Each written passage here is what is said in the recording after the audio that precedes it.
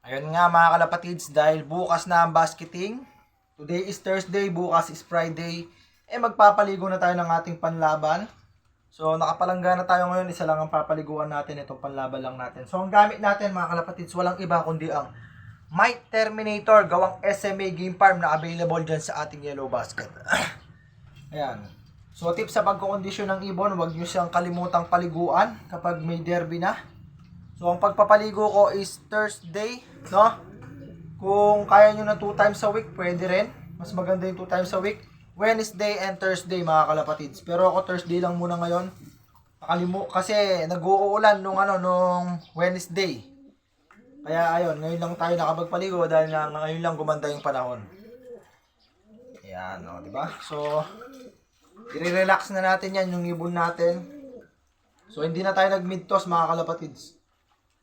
Ayan, tamang